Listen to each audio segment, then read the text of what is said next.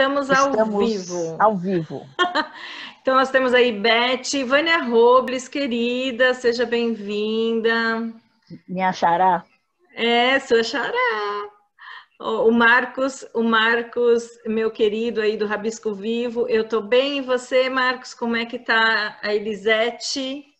Tá tudo bem? Maravilha! Muito bem, a gente vai começar falando um pouquinho então sobre mitologia. Eu estou aqui com a Vânia Marinelli, parceiraça minha de muitos anos. De vida. De vida, né? A gente é parceira já há muitos anos. E o tema de hoje que eu propus foi como a mitologia conversa com quem somos hoje.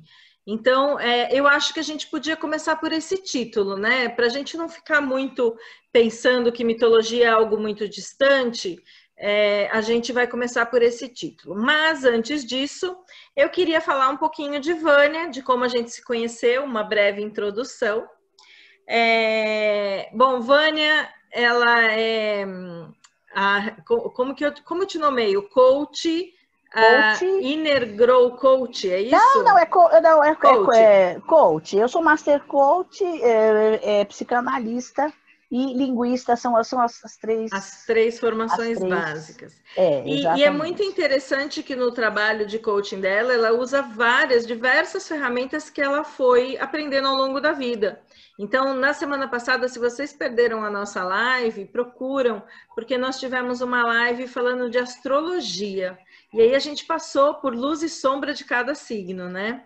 Uhum. E eu e Vânia, a gente se conhece já, eu acho que uns 18, 17 anos, acho, né, Vânia? Por aí, muito tempo, muito tempo. Acho que mais ou menos por aí. É. E eu fui vendo também o trabalho dela se desenvolver, ela foi vendo o meu trabalho se desenvolver, a gente faz parcerias, a gente faz permutas, a gente vive em contato. E a gente só sai para, às vezes, para uma pizza, saía pelo menos, ou para um almoço, ou para um café da manhã, para bater o papo. Bom, e ela também, ela é uma das pessoas, explica um pouquinho a sua função dentro da Fundação Joseph Campbell. Eu acho que é interessante as pessoas... Eu posso explicar, sim, então, exatamente. explica, que eu acho que você vai ter mais propriedade para explicar. É simples, exatamente. Há um bom tempo, né, a Fundação... ela criou a possibilidade de pessoas no mundo todo criarem, por sua vez, grupos de estudo de mitologia, sempre sem custo, né? E que o nome que foi dado foi Mythological Round Tables, e é um nome que está, inclusive, registrado, né? Ninguém pode usar. E aqui, né, são mesas redondas de mitologia. E a ideia é que se crie um núcleo na cidade, vários, aqueles que quiserem, e aí quem criou esse núcleo fica sendo o líder do núcleo. Este ano, eles encerraram a possibilidade de se criarem novas mesas redondas, né? Eu, por sorte, passei assim embaixo da porta. Eu lembro que um pouco antes da pandemia você fez, não foi? Isso, eu já fiz, porque em tese, a gente tem que fazer 4 encontros por ano. Eu já fiz um e vou fazer mais 3 atualmente online. Virtual? Online, tô dentro, online, tô dentro. Virtuais. E aí, assim, a ideia, a meta é divulgar o trabalho do Joseph Campbell, mas também divulgar a mitologia, né? O ensino da mitologia. Nossa, eu sempre fui apaixonada por mitologia. E a gente vai falar um pouquinho sobre isso. Acho maravilhoso. Hoje eu sou eu não tenho assim gravado se nós somos 5 ou 4, mas eu sou uma desse grupo o meu grupo é o grupo Paraíso, né? É por causa do bairro, né? É por causa do bairro. Muito bem. Isso. Deixa eu só falar um oi, porque tem gente entrando no Face, eu estou vendo. A Kátia, eu acho que é você que está, imagino que não seja o China. Então, seja bem-vinda. Luiz Nunes, amigo meu de formação de psicologia. Olha quantos anos a gente é amigo, lá da Metodista. Lilian, uma super terapeuta, muito focada em questões de obesidade, né? Então, ela é psicoterapeuta, trabalha muito com pessoas que estão em processo aí de fazer bariátrica, né? Fazer a cirurgia bariátrica. Muito bem. Clau FR, seja bem-vinda. Então, vamos lá. Então, o tema, como a mitologia conversa com quem somos hoje? Porque quando eu te convidei, eu falei, te dei umas opções de tema, e eu falei, nossa, mas a mitologia, eu acho que as pessoas têm um mito de que é algo que está lá muito atrás. E, na realidade, eu estudei um pouco de mitologia quando eu fiz curso de astrologia. Eu fiz um curso específico de mitologia e a gente percebe que ela é muito atual, que ela está aqui. Então, fala um pouquinho desse tema, como é que você entende? Sem sombra de dúvida. Para que as pessoas se situem aí. Eu até agradeço a chance de poder falar sobre isso, que é uma coisa que eu adoro, né? E também o convite, né? Que é sempre delicioso. E a sua capacidade de, vamos dizer assim, itemizar um tema para que a gente possa falar o que é importante dele em pouco tempo, né? Veja bem, quando a gente pensa assim, quer dizer, como que a gente conversa com a mitologia de acordo com o que a gente é hoje, na verdade, a mitologia, ela é perene na vida humana. Ela foi a primeira forma de conhecimento humano, né? A primeira forma lá do Homo sapiens que tem a ver com a maneira como eu consigo descrever para mim o mundo e eu mesmo. Só que se a gente pensar lá atrás, esses seres humanos eles não tinham dados, então eles tinham que interpretar tudo que eles viam. E a grande questão da mitologia é que ela coloca junto de certas interpretações o seu valor emocional. Por isso, é algo absolutamente presente. Jamais o ser humano vai conseguir ficar sem a mitologia. Os mitos podem variar, mas a mitologia é uma presença e ela sempre conversa com a gente como uma maneira de justamente nos situar no mundo, olhar o mundo e olhar a nós mesmos. Isso é sempre. Tá. Então, gente, vamos olha que legal.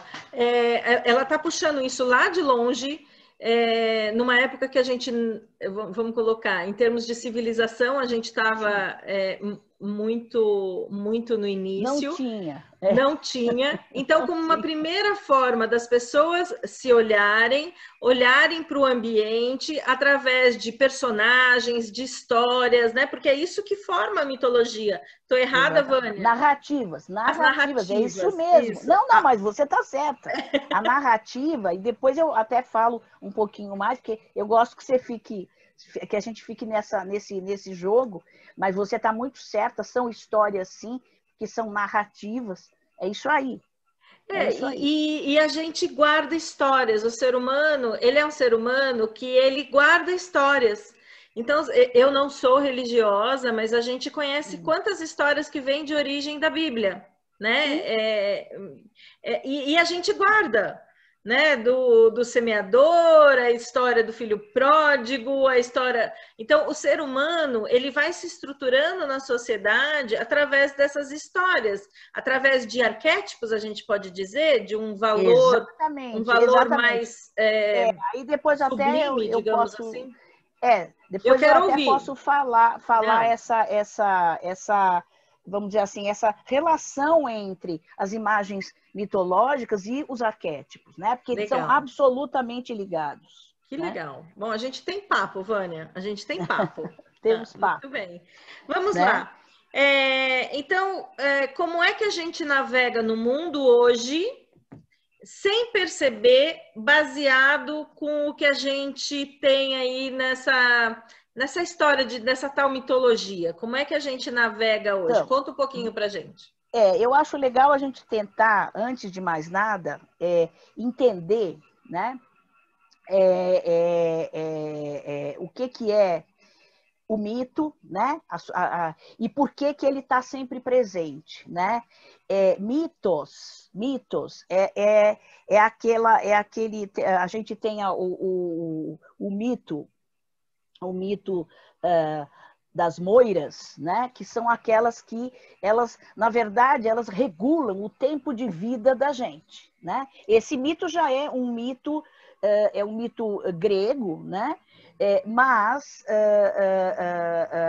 o símbolo, né?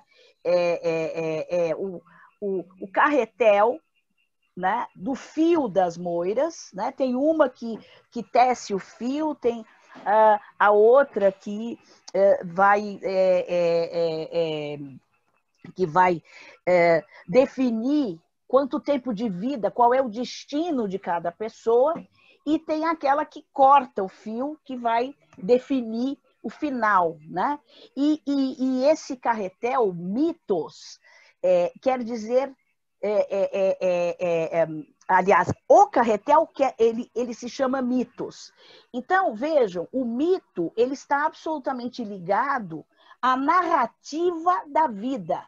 Foi a narrativa da vida que começou, metaforicamente, a inspirar as pessoas lá, os homo sapiens, né, a criarem metáforas da vida humana, que tinha um começo, um meio e um fim. Ora, a gente sabe que não é qualquer narrativa humana que é mítica, né? Na verdade, a narrativa ela se torna mítica quando ela, vamos dizer assim, quando ela sustenta a nossa mentalidade, ou quando ela, pelo menos, ela compõe com outras narrativas míticas a nossa mentalidade, né? Ou seja, a nossa visão do mundo, né? E aí, assim, dentro desse item, né, que a Adri colocou, né, quer dizer, como forma de navegar no mundo, eu acho que ela foi muito, muito, muito feliz, porque essas narrativas míticas, esses mitos, eles ajudaram os seres humanos desde o princípio até hoje a se conduzirem em um mundo que é um mundo que não vem, como diz um célebre neurocientista que eu adoro, né? O mundo é um lugar sem rótulos. Ele é enorme, né? E os mitos, eles vão dando um significado e nos ajudam, como diz a Adri aqui, a navegar nesse mundo com alguma segurança para que... como se desse algumas diretrizes, essas histórias dão algumas diretrizes do certo e errado, porque sempre tem um fundo de valores, né? Tem um fundo de valores, mas veja bem, isso já, porque assim, o mito é que deu origem às narrativas religiosas, e não o contrário. A religião, ela é um mito que se cristaliza um pouco, porque os mitos são muito dinâmicos. Na religião, você tem histórias que se cristalizam, que elas ficam ali. E, normalmente, é daí que vem a questão da moral, né? A moral, ela vem com a religião, né? Legal. Muito bem. Aí a gente, porque o que eu gostaria mais, depois a gente explorar mais, é a questão dos mitos ligados à astrologia, porque o pessoal curte, né? Claro. E eu acho importante a gente entender, sou de tal signo, que mitologia está ligado a isso, e eu acho que é legal. Mas vamos lá. A mitologia é usada para nos conhecermos melhor e entender o inconsciente coletivo. Eu acho que esse termo de inconsciente coletivo te remete muito à sua formação psicanalítica, mas nem todo mundo tem entendimento do que que é esse tal inconsciente coletivo que todo mundo fala? Deixa eu só falar aqui um oi. Fernando Borrego, querido, seja bem-vindo. O Fernando ele tem uma pergunta. O que é que separa ou difere a mitologia humana e a história da humanidade? Ele está fazendo uma pergunta. Acho que antes da gente entrar no inconsciente coletivo. Você quer que eu responda? Eu quero. Responde essa, depois a gente entra no inconsciente mitologia coletivo. humana e história a coisa é relativamente simples. A mitologia, ela é metafórica e, portanto, simbólica, tá? Então, ela se propõe a ter um significado basicamente psicológico para o ser humano e faz isso através de símbolos, tá certo? Então, se a gente pensar em uma história, né? Quer dizer, que história a mitologia humana conta? A história dos indivíduos, a história da psique dos indivíduos humanos, ok? E como isso é. A história humana, por sua vez, ela é uma história de registros, né? É uma história que ela não é simbólica, né? Existem documentos e registros. A princípio, né? Real, né? Porque a história também a gente não sabe de tudo que acontece. Abrir um parênteses. Não, veja, eu quando eu falo isso, eu já estou falando com a ideia realista, a ideia que a própria história dá dela mesma. Sim, né? Sim. A história, vamos dizer, quando você pega, por exemplo, textos que são de filosofia da história, que é uma coisa que eu acho bárbara, faz muito tempo que eu não leio sobre isso, mas você aí vê como é que o historiador deve considerar a história, e nunca como, por exemplo, alguma coisa que é um retrato específico, né? Você tem pedaços de coisas e você tem documentos e registros, e aí você vai ver. Essa é a diferença. Exato, exatamente. Legal. Fernando, veja se ficou claro para você, porque você perguntou a história da mitologia humana e história da humanidade.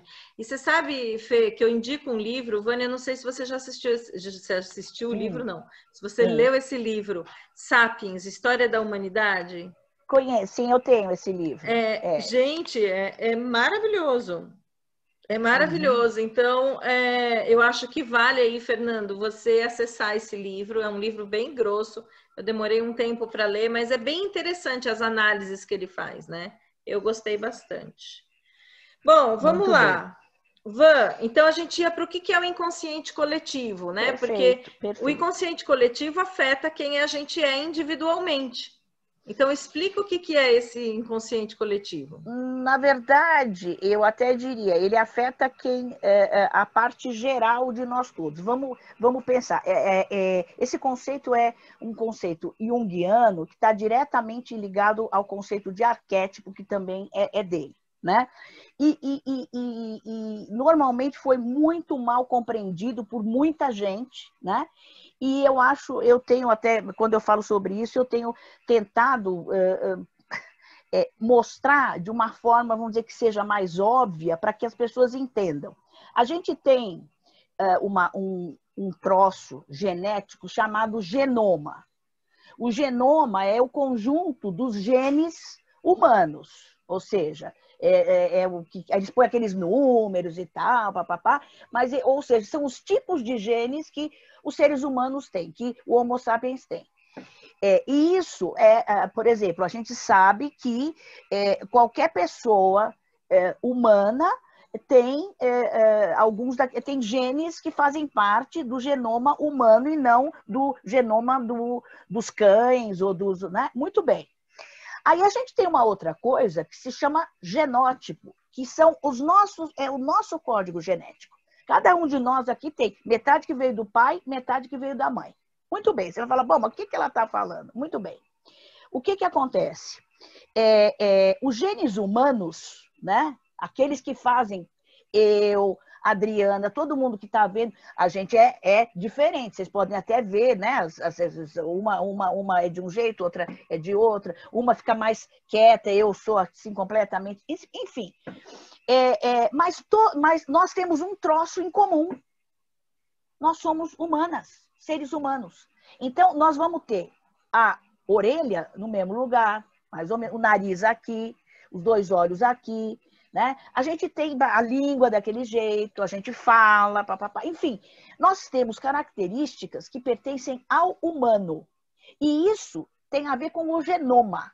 Então, a gente pode dizer que os arquétipos, né, que são aquelas formas tipicamente humanas, né, de gerar significados, de gerar formas, né? Então, o arquétipo é forma, tá? Eles vêm do genoma, porque qualquer coisa que o ser humano faça, ele pode fazer entre ele diferente, mas é coisa de ser humano, não é coisa... E aí ele pode fazer coisas que são ótimas e coisas que são uma porcaria, mas é coisa de ser humano. Então, o tal do inconsciente coletivo, na verdade, veja, ele não é que ele é um lugar aqui dentro do nosso cérebro. O máximo que nós temos aqui dentro é o inconsciente pessoal, é o inconsciente individual. Mas o inconsciente coletivo, ele é justamente aquilo que tem a ver com o que há de geral entre nós. E isso nós compartilhamos. Tá certo? Então, assim, a gente não precisa ter um lugar onde o inconsciente coletivo aqui dentro está, porque nós compartilhamos, nós somos todos humanos. Então, nós temos uma forma humana de sentir, que é enorme. Ela pode ser a forma A, a forma B, a forma C, mas é humana. Tá certo? Então, por conta disso... O que acontece? E foi isso que o Jung descobriu e por isso ele criou o conceito. Ele percebeu que povos de lugares absolutamente que nunca tinham se encontrado, tá? Eles geravam mitos que por fora parecia que eles eram diferentes, mas que tinham estruturas, né? Estruturas comuns. Mas como? Né? Como isso? Isso porque nós somos humanos, então nós geramos conceitos, né, lato sensu, de uma forma que nós compartilhamos. A gente tem diferenças e isso faz as nossas individualidades, as nossas... Então, por exemplo, a gente vai ter mitos gregos e vai ter mitos egípcios, nórdicos, né? Exatamente, que você fala, nossa, são mesmo diferentes, mas você vai ver que estruturalmente existe algo comum. Esse algo comum é o inconsciente que seria da raça humana. Ai, que legal, hein? Muito legal. Então, é como se houvesse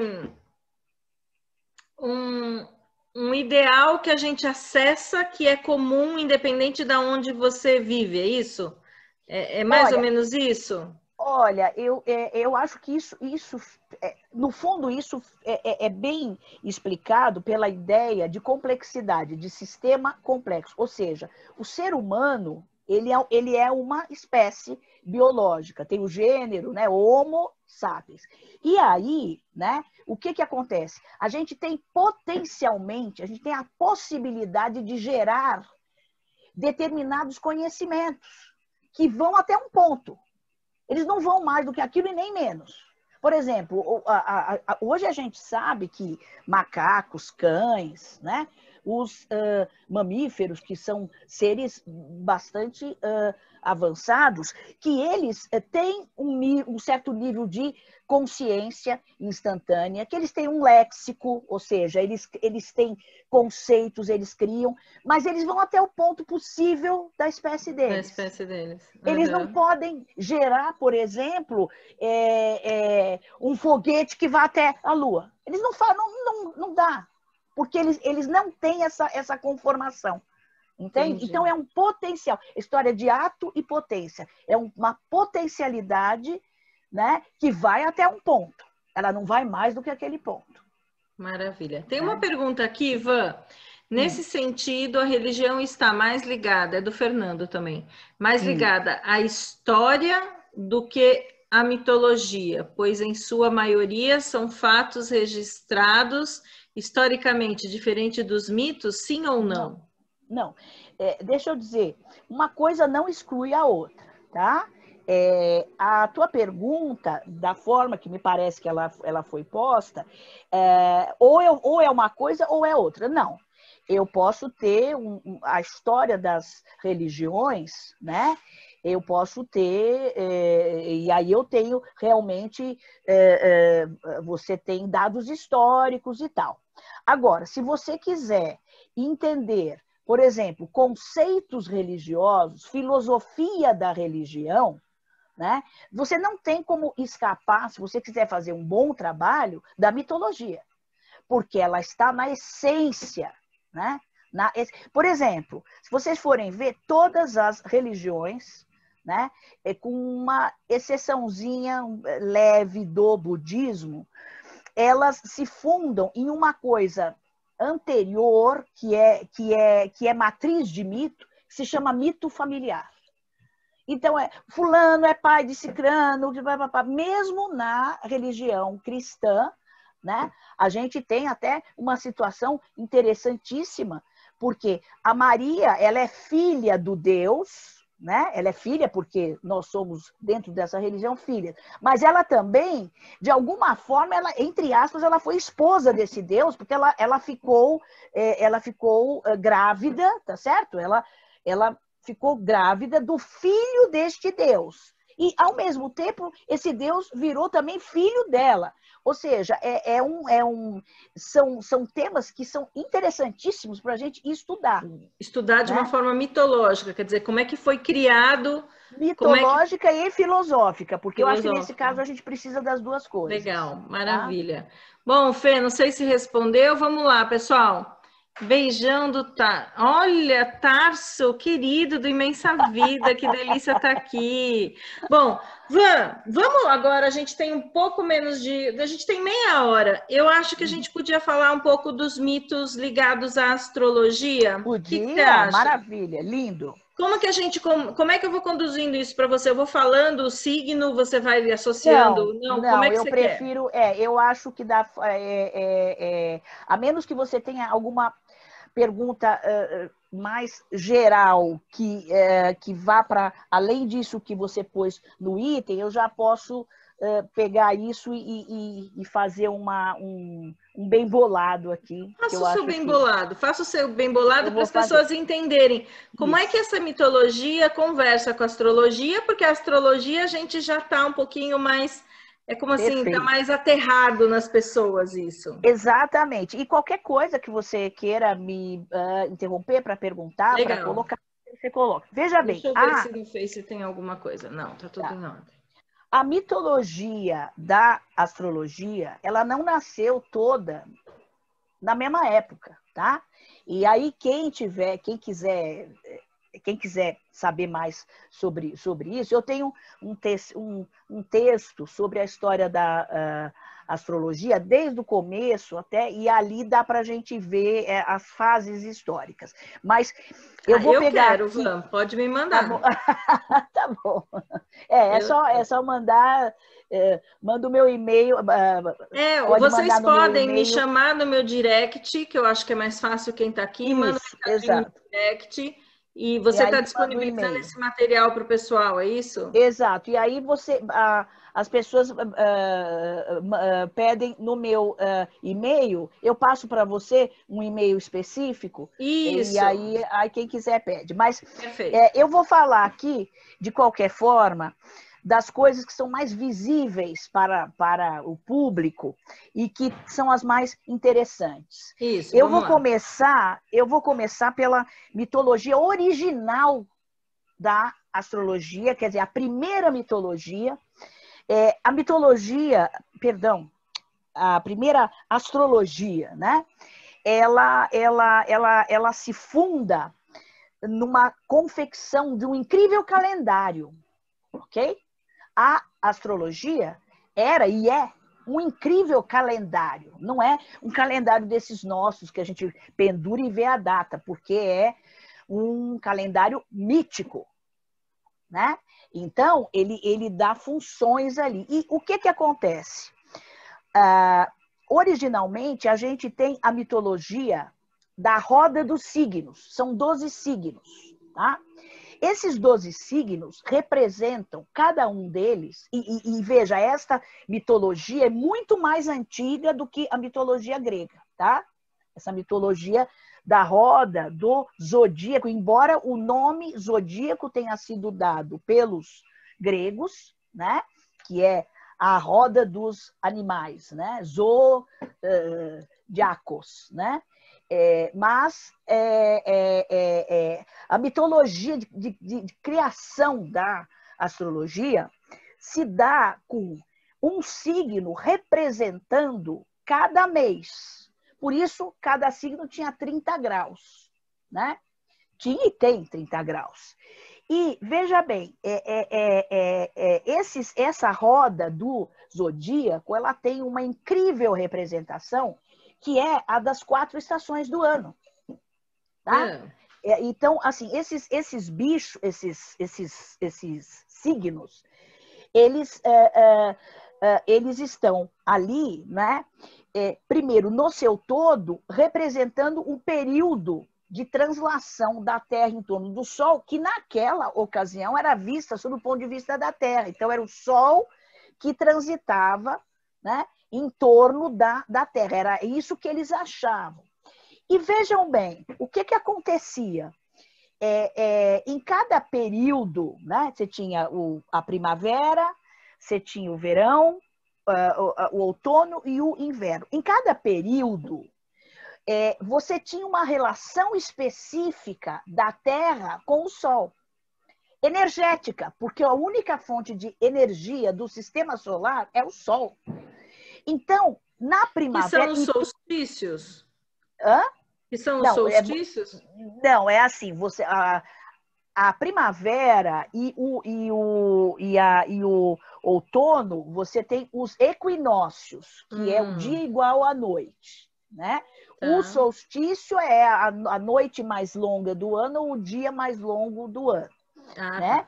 Que são e tá certo porque são os pontos que abrem, né, isso. E esse calendário, originalmente baseado nas 4 estações, tinha uma função maravilhosa. A agricultura. Porque a astrologia nasceu com a agricultura. E olhem a simbologia, né? Que essa é absolutamente encaixada. Tudo isso junto na astrologia. Na agricultura, você planta, tem uma hora que você planta uma semente, você espera essa semente, aí a natureza desabrocha, né? É o verão.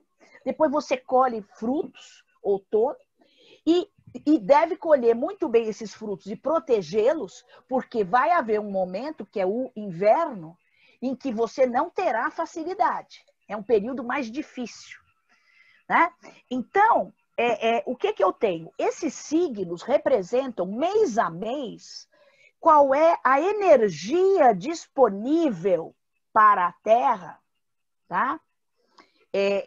Para aquele grupo de pessoas, naquele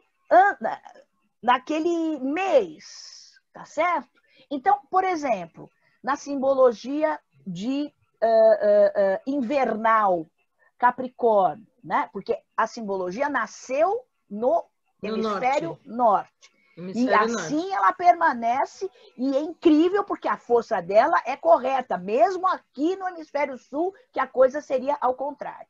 Então, por exemplo, você tem o signo de Capricórnio. O Capricórnio, ele é um signo mais fechado, reservado, ele é muito prudente, né? Ele jamais gastaria, seria difícil que ele gastasse mais do que ganha, tá certo? Então, por quê? Porque ele é o signo que abre o inverno, né? Ele é o signo do inverno. Então, ele disponibiliza uma energia para o seu dono ou o seu grupo regulada, disciplinada. Porque se eu não me disciplinar no inverno, eu morro. Né? Eu morro de frio, eu morro de fome. Então, cada signo, né, tem uma característica dentro desse esquema do plantio, da colheita e da proteção. Eu não sei se você quer que eu fale um pouco de cada um deles Não, ou não. eu gostaria, assim, por exemplo, pessoal entender. É que eu não vou saber todos, mas, por exemplo, eu posso falar. quando você falou de plantar, me remete muito à mitologia grega Hera, não é? Hera, que é da grega? Não, mas mas veja, a mitologia grega, ela só veio posteriormente e ela emprestou a mitologia para os planetas, não para os signos. É que quando as pessoas falam em mitologia, falam em signos e mitologia grega, eles pegam os planetas. A mitologia tá. dos signos, a mitologia dos signos é a mitologia anterior do plantio. E veja, ela conversa com a mitologia dos planetas, que veio muito. Veja, então, os mas planetas. Só para que eles entendam que eu acho legal, assim, por exemplo, Câncer. O regente é. O regente é a Lua. Regente é a Lua. E a mitologia Exatamente. que está conectada? Existem várias, tá? Então, quer dizer, você tem, por exemplo, tem Hécade, que é uma feição da Lua, né? Você tem a Diana, né? Que é eu falei aqui pelo lado romano, né? Mas, enfim, você tem mais de um, mais né? de um, sim. Mais de um. Então, mas, por exemplo... No caso da Lua, tá? No caso da Lua. No caso, Marte... por exemplo, de Marte, não. Marte, ele é Áries, tá? Aí sim. Porque, veja bem, Sol e Lua, eles são os luminares, eles têm todo um tratamento, né, especial nesse sentido. Embora, por exemplo, o Sol a gente possa, ele tem uma certa identificação com o Apolo, né? Mas agora os outros, de fato, então, por exemplo, você... Então vamos, a gente já vai explorar um pouquinho os outros. Espera aí. A Marli está dizendo, eita, o Vini, ele é Gastão, nada fechado. E aí, ele é capricorniano. O Vini é capricorniano, não é, Marli? Sim. E gozado, então, eu não acho ele Gastão. Eu não acho. Olha, gente, então, vamos lá. Aqui, veja bem, a gente não pode descrever ninguém pelo seu signo solar. A gente só descreve pelo mapa, tá? E mesmo assim, Gastão, o capricorniano, ele muitas vezes, ele gosta de marcas caras, ele pode gostar de coisas caras, isso sim. Mas é muito difícil você ver um capricorniano passando chapéu. Muito difícil. Se ele gasta, é porque ele tem. Ok? Se ele gasta, é porque ele tem. Tá vendo, Marli? Tá vendo? É isso aí. É Vini puro isso. Né? Então vamos pensar, sem pensar na Lua, então, aí, vamos pensar em outro, no Marte, por exemplo. Mercúrio que é de Gêmeos. Mercúrio, ele é Gêmeos e Virgem. Ele rege, ele é o Hermes, que é o comunicador, é o tradutor, e ele tem aquela mobilidade, né? Ele leva o sol, né? Vamos dizer assim, ele sempre acompanha o sol quando o sol nasce, depois leva quando ele... Então, é o Hermes, né? Enfim, né? Porque eu acho legal as pessoas olharem isso e às vezes ir buscar mais informações, porque a gente não vai conseguir suprir isso, né? Aí tem peixes, por exemplo. Peixes é Netuno, não é? Netuno ou Poseidon, né? Netuno é o nome do planeta. Então, o Netuno, ele é irmão do Hades, inclusive, né? E ele é o deus dos mares, dos oceanos, na verdade, né? E ele, então, Porque, veja bem, eu acho legal, nestes casos, a gente entender o princípio dos planetas antes, né? Porque senão, quer dizer, parece que foi a mitologia que deu o significado aos planetas, é o contrário, né? O planeta, ele foi, vamos dizer assim, ele tem um significado, né? E aí ele foi se aproximar, a gente pode entender quais são os mitos que estão ligados. Então, Legal. o Netuno, né? O Netuno, ele é aquele princípio das grandes emoções, das emoções enormes, da sensibilidade enorme, né? Vamos dizer, ele lida ou tem que lidar com grandes emoções, que é sempre uma questão difícil para o peixes, que é regido. Quer dizer, ele sente muito mais coisa do que normalmente ele pode Viu, administrar. Regiane? A Regiane entrou na hora certa, ela falou sou de peixes. Marte, a gente não falou de Marte ainda, né? É o Áries, né? É o Áries, ele que é o deus da guerra, né? E então ele realmente ele tem bem a função do planeta Marte, né? Que veja, o planeta Marte é um arquétipo nosso que tem a ver com a agressividade ou a assertividade, e a função básica, né, que ele coloca é a da defesa do espaço vital, né? Então, isso tem muito a ver com o deus da guerra, né? O Áries.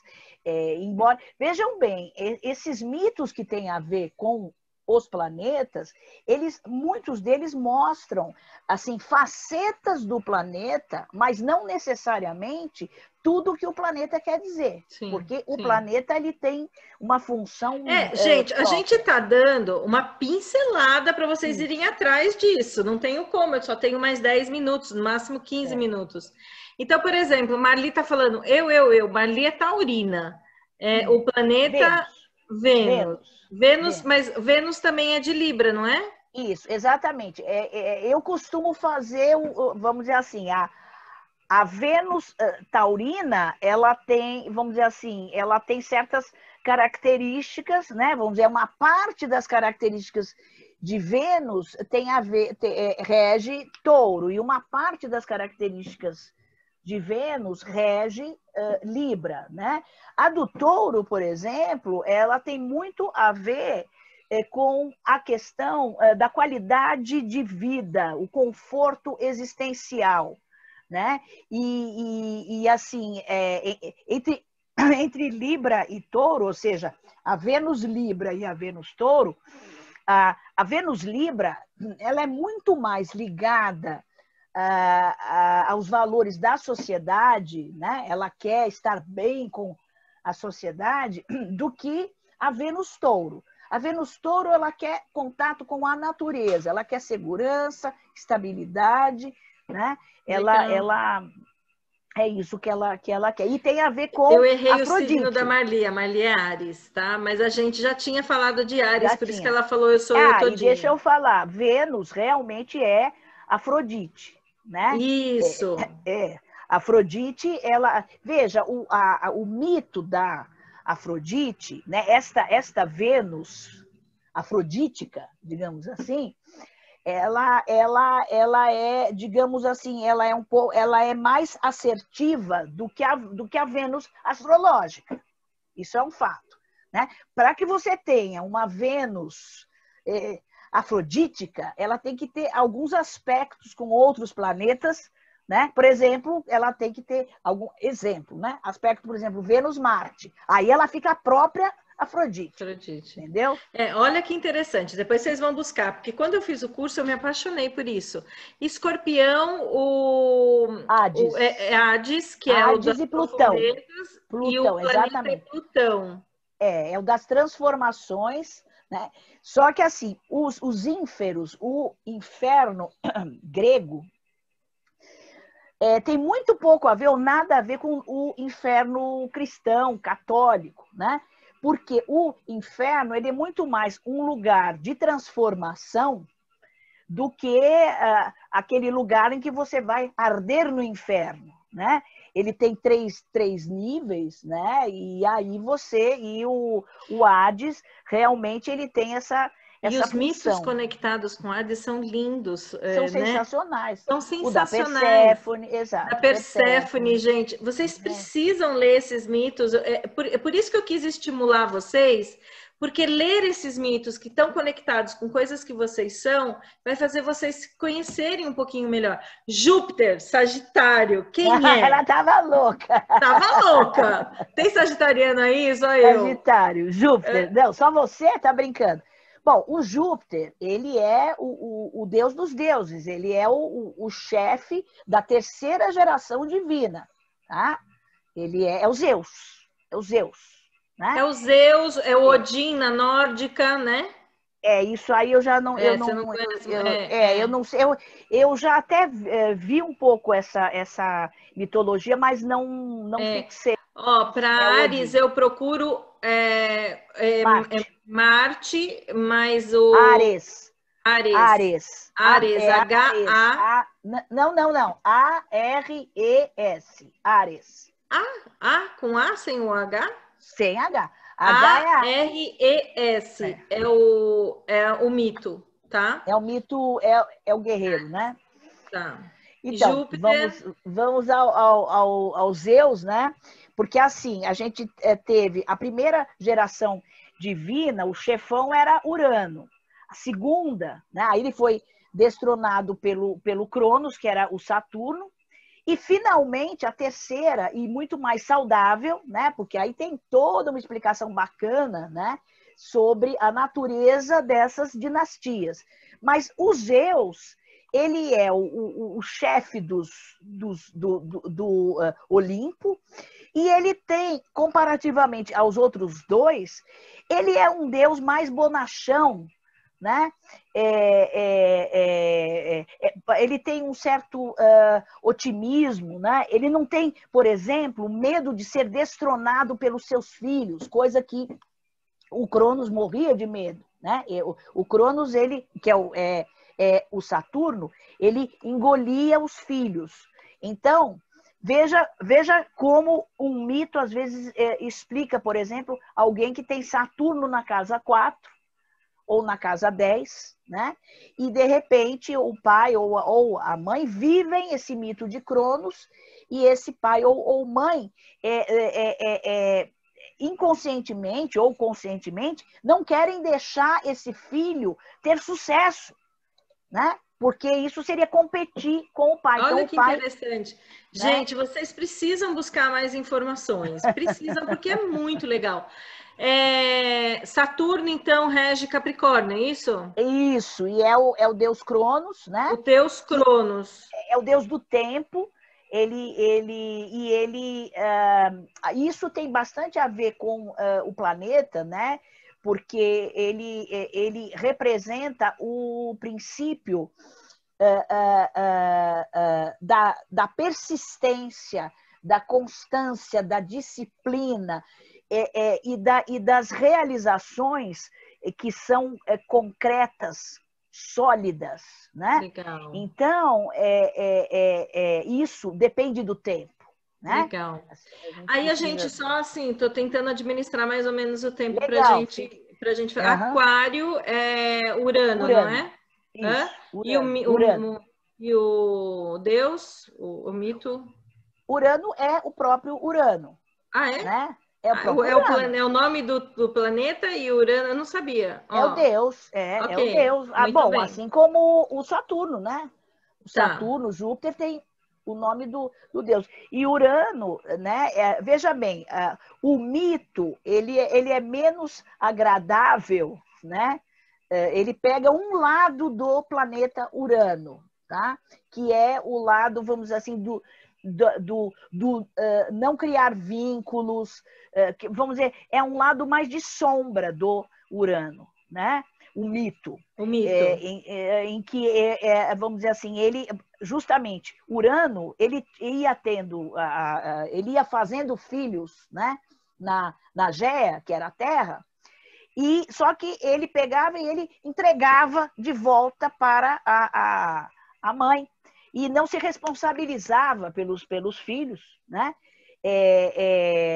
Isso mostra uma época até em que não havia muitos vínculos, né?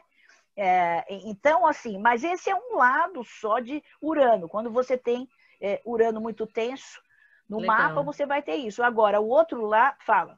O outro, não, pode falar. O lado aí que tem a ver basicamente com o planeta mesmo, ele é um planeta de modernidade, de inovação, de progresso, de evolução, né? Ele quer, vamos dizer assim, a meta é a descristalização. Eu quero ir para frente, né? Esse é o lado saudável do Urano, que é um princípio em todos nós. A gente já falou de Gêmeos, mas a Regiane acho que entrou um pouquinho depois. Só dá um repeteco. Gêmeos, Mercúrio e o... Então, veja bem, o Hermes pega algumas características do Mercúrio, mas o Mercúrio em si ele tem mais características, né? O Mercúrio ele é bastante mental, ele é bastante e ele é extremamente curioso, né? Ele é o nosso impulso de querer saber um pouco de cada coisa, não nos aprofundar. Né? É o impulso também da comunicação, da autoexpressão e do movimento. Tá? Ele é muito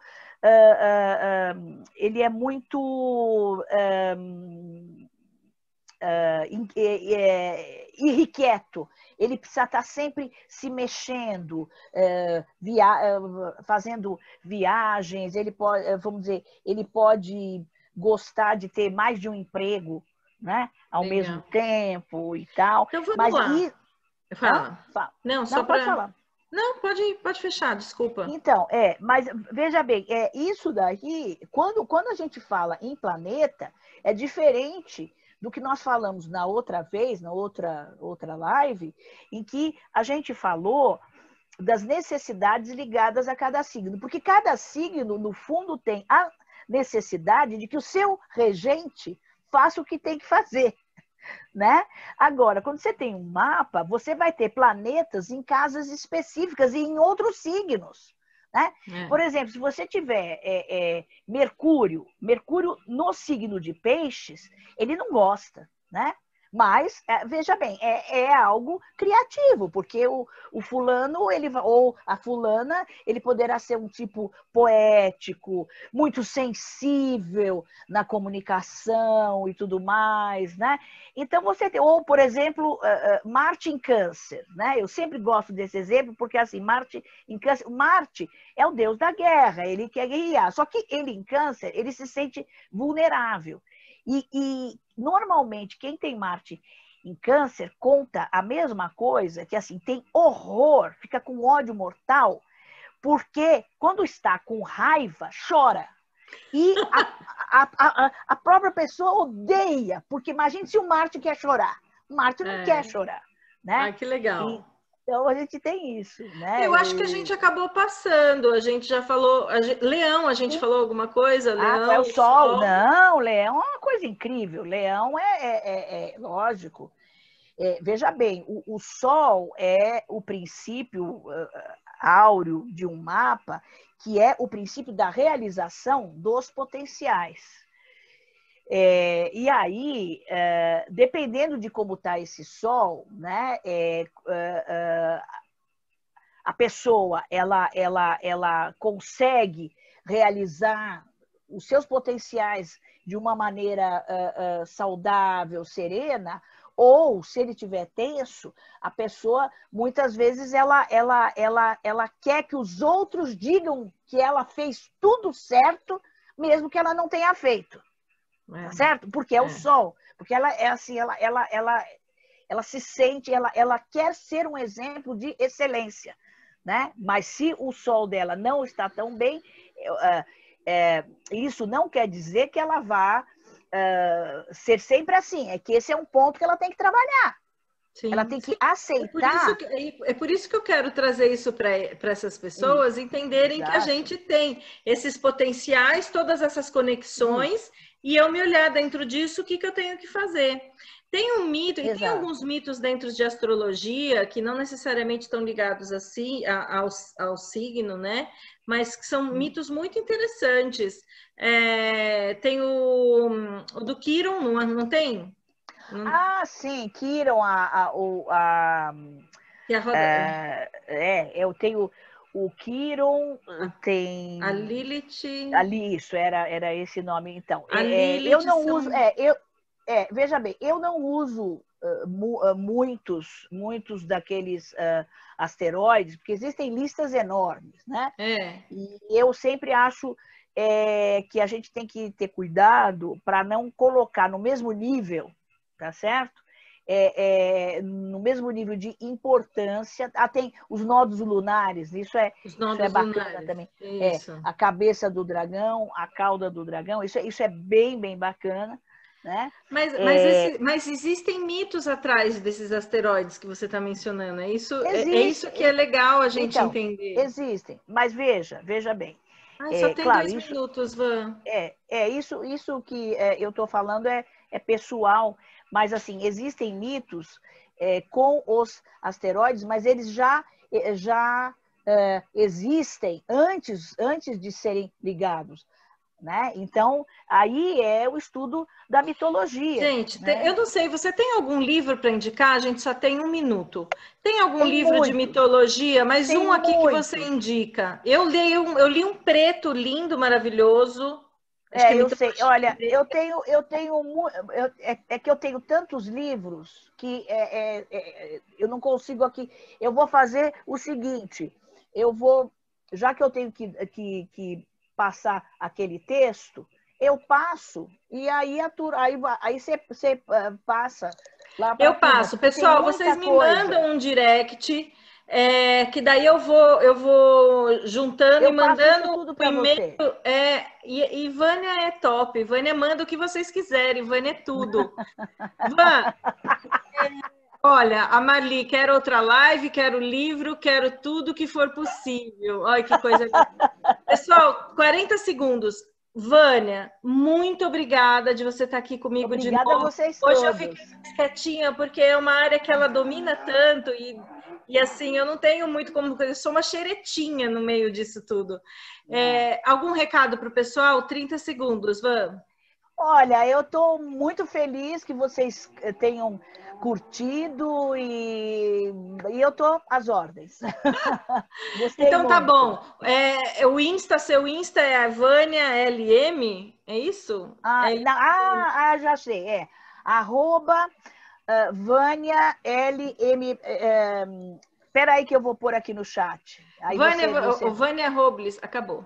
Acabou aqui, a gente está no Face só. Peraí, compartilhar no Espera aí que eu vou colocar aqui, olha. Arroba... não tem mais Insta. O Insta acabou, amor.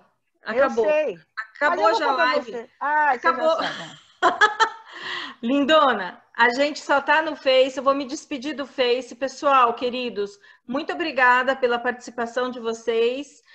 Vânia, muito obrigada. Estou encerrando. Obrigada a vocês todos. Eu vou te mandar a nossa live gravada. Um beijo enorme. A gente se fala pelo WhatsApp daqui a pouquinho. Eu vou encerrar aqui agora. Um beijo. Perfeito.